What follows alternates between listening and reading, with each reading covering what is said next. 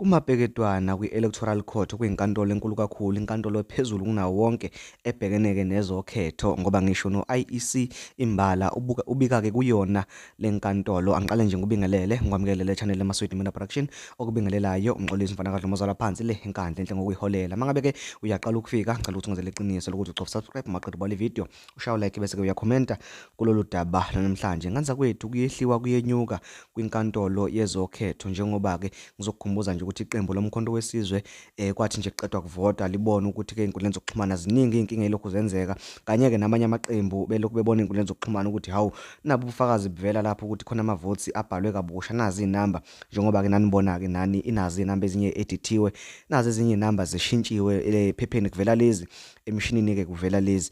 Umkhonto wesizwe-ke namanye amaqembu base-ke befaka-ke icala-ke kwinkantolo yezokhetho kumkhonto wesizwe okade-ke uhola lawo macala, baphinde futhi-ke baletha nobufakazi. Bathe basenze lokho-ke njengoba-ke njengamanje-ke sekuqalwa-ke sekubhekwa-ke wona-ke lawo macala, kwase kuqhamuka-ke iqembu-ke le-DA kanye ne-IEC bethumela-ke incwadi kwinkantolo yezokhetho bethi lento eshiwo umkhonto wesizwe ayilona iqiniso, bona bayayiphikisa, bathi-ke abadinge kubala okusha futhi-ke abadinge nanokuthi-ke kuze kukhethwe kabusha. Bathi nje ama-result abawathola ayiliqiniso, futhi-ke no-IEC uthi ama-result owawakhipha ayiliqiniso, akukho kusha okudinga ukwenziwa okanye akukho okudinga-ke ukulungiswa kuwo lawo ma-results. Kusho ukuthi-ke njengamanje-ke iqembu-ke le-DA libhekene-ke ey'nhlavini zamehlo kanye-ke neqembu lomkhonto wesizwe liphinde futhi kulekelelwe-ke uyena u-IEC. Baphikisa-ke isicelo somkhonto wesizwe, njengoba kumkhonto wesizwe uzama ukucela ukuthi hhayi siyacela ukuthi nibale kabusha, nahluleka, sacela ukuthi nibale kabusha nahluleka, sephinde futhi-ke sacela ukuthi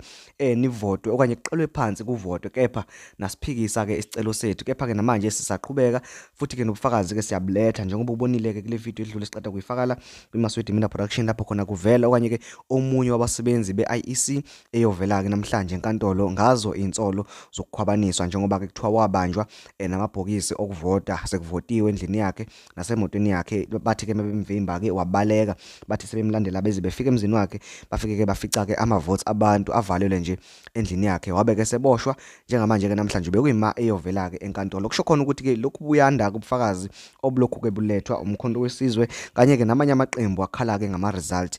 Uma ngabe-ke bulokhu banda-ke lobo bufakazi-ke sekuqhamuka i-DA yona-ke siyaphikisa, ne-IEC nayo-ke isiyaphikisa. Sekungenzeka ukuthi sobona amanye amaqembu afana no-IFP, o-PA, ogudi, ngicabanga ukuthi amaqembu akwi-GNU kungenzeka wonke swaboneke ephikisa. Mhlampe-ke lento ingagcina isiphelela khona ku-NA, lapho khona-ke kuyofika kuthiwa-ke akuvele kuvotwe-ke ukuthi-ke siqala phansi siyavota noma-ke asiqali phansi. Kepha-ke ngicabanga ukuthi-ke zonke iy'ntambo zilele kuyona-ke inkantolo yezokhetho. Sizolinda nje ukuzwa ukuthi-ke isinqumo sayo sithini mayelana-ke nalolu daba. Engizocela kuwena njengamanje ukuthi ungenzele iqiniso lokuthi ucofa subscribe, uyalike bese-ke uyakhomenta kulolu daba namhlanje. Siphinde-ke sidibane kwividiyo elandelayo. Ngiyabonga, asidibane khona.